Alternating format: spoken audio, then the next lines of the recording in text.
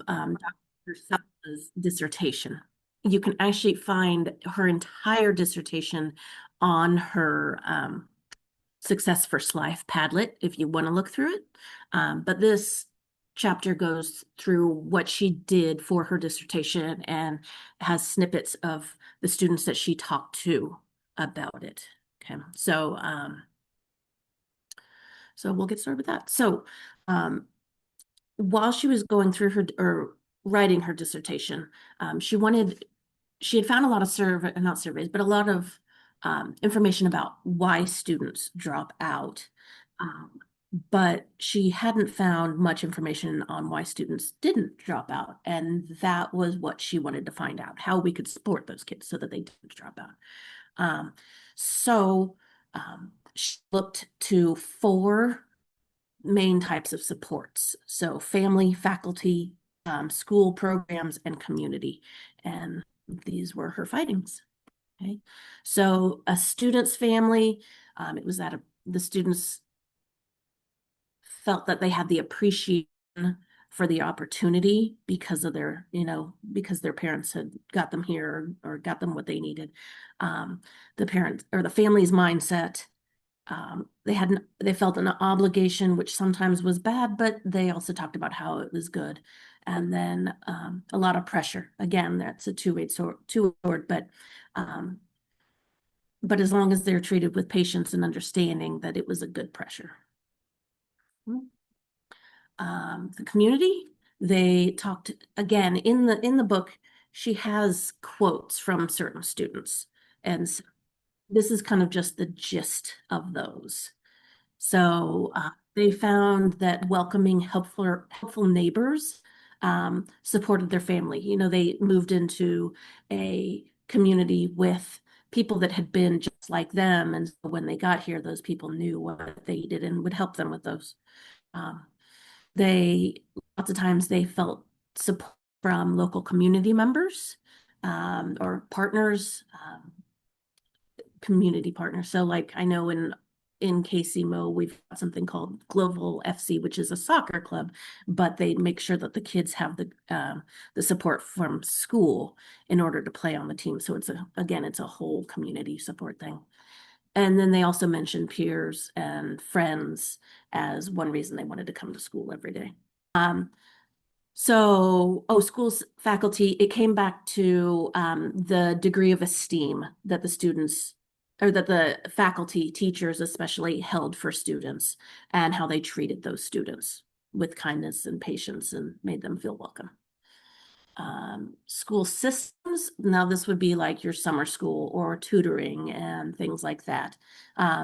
Also the English language development classes and how important those programs were to those students, giving them extra opportunities to learn what they might not have gotten the first time around or just needed extra support for during or after class times. Okay, so again, all chapter 5 or part 5 was about that. And again, you can find the whole dissertation online, or if you just want to read the snippets, again, there's some really good quotes from students, but that was the gist.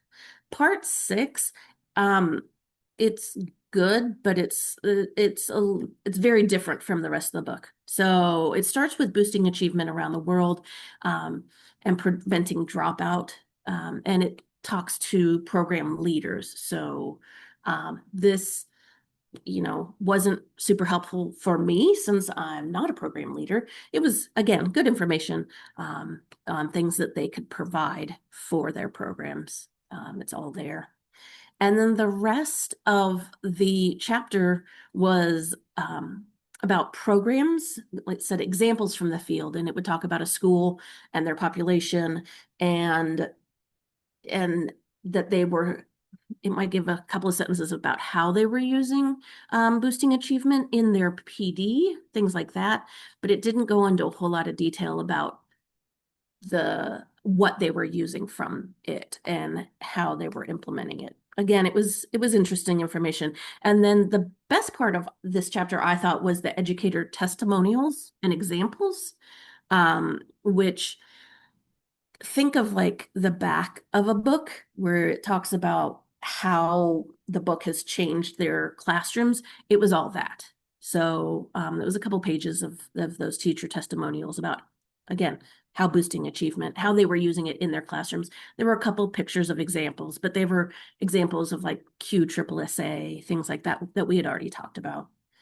And then at the very end of the chapter is the support and programming rubric. And again, it was a good rubric to look through, but not much to discuss when it comes to a book study. So very sorry about this one being cut short, starting late, etc. But that is all of the information from from 5 and 6, which is the rest of the book study. Sorry if you were waiting. Again, I'm not sure what happened with the Zoom starting late, um, but that's it. If you have any other questions, please don't hesitate to email me. I'll be slow getting back as my summer is getting ready to start, but I will definitely get back to you if you have any questions or need help with anything. Yeah. Okay. Yeah. If anyone has any questions now, don't hesitate to ask. I'll be here for a few more minutes. But you guys, again, sorry for being late, etc. Okay. But have a great week. Great summer. April, I have a question. Yep. So unrelated to the book, but kind of related to the book. I'm from Joplin Schools, and we just did our very first language camp for summer school this year. Okay. It was a week long for 9th through 12th graders. Mhm. And I was kind of given like 7 days to put it together. So yeah, it was as good as it could be with Sure. that much notice. And I was able to, I mean, I had the permissions of just focusing on um, American culture and just getting them acclimated for um, what is the necessities to be successful in an American school. So we did a lot of, I even like took them outside and walked them across the crosswalk Yeah.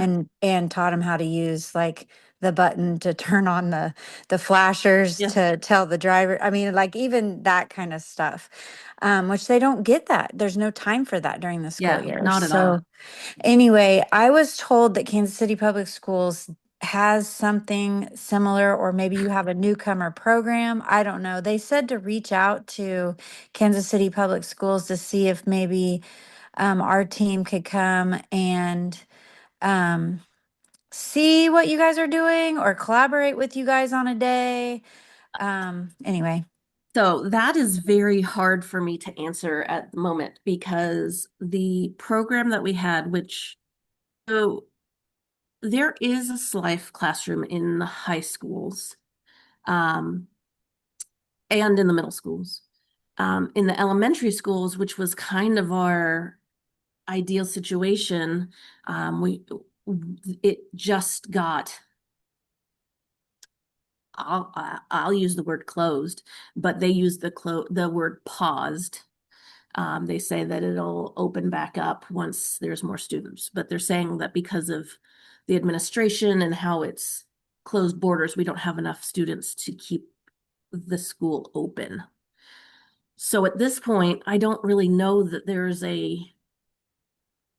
not definitely nothing. Well, I mean, again, there would be a classroom at high school that you could talk to the teacher of, Well, but that's really the age group. I mean, they're talking about if what we're gonna do. mm, I suggested that we do it every year mhm, and that we grow it. And yeah, the one of the admins said, what if we reached out to you guys and then potentially looked at how we could grow it to middle school and then maybe mhm, later the younger ones. So we're trying to start with the older ones, older which ones. So honestly it's better because I mean they don't have they're going from class to class to yes, class.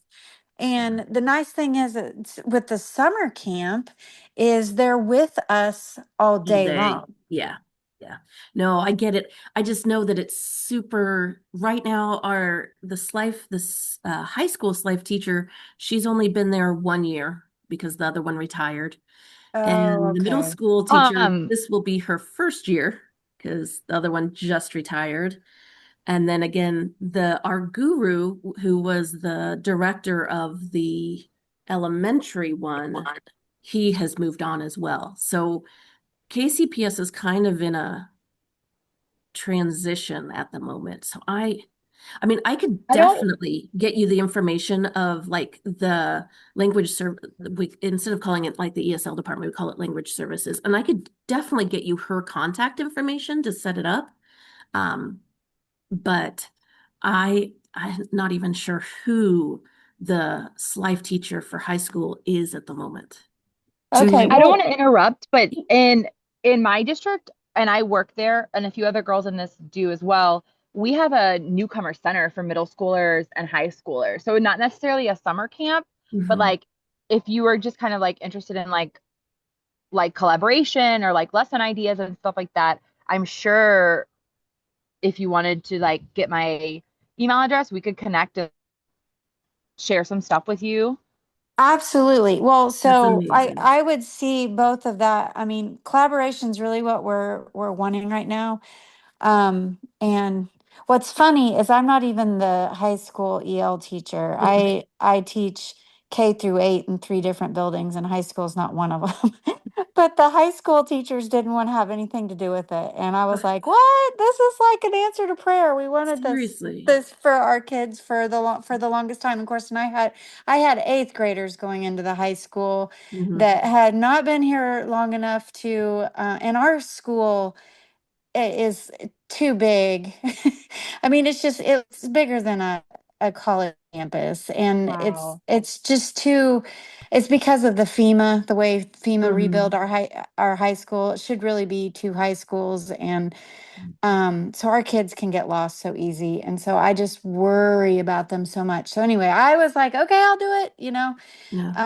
And then when they said I could collaborate, I was like, "Ooh, I know I've got Yeah. people in this book study." So I was like, wait until the last time to reach out to all of you. So yeah, I'll just email both of you, Mhm. so I could And open up an email line, and then don't feel like like you have to really do anything until August, because I I know was gonna everybody's on their say, summer. and I was a self-contained life teacher for many years. So like I can help with some ideas, but I don't know from KCPS right now.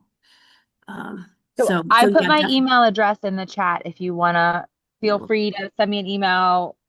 Whatever you need, I can bring it to my team and we can come up with some stuff for you. And Absolutely. Thank you so much. Of Thank Chelsea, you, course. what? Chelsea. I was going to suggest Rittner, and I didn't realize that's where you were from, so that's wonderful. Yeah. I'm at our welcome center, so it's a pretty cool thing. And we do a lot to help our students transition. We are like a transitionary program. So one That's of our amazing. big focuses is like acquiring language, of course, but then like getting used to the systems in the US and the culture and then transitioning them to their home schools and like what it looks like in a US school. So we're here if you need anything for sure. Okay, well, I'm gonna go ahead and send you guys an email, and like I said, if you'll just like, if you can file it to where you don't forget in August, but Yeah, like, don't feel obligated to do anything right away because I know everybody's on their summer break. sounds good. For sure. Thank you guys. Thank Okay, you. thank you.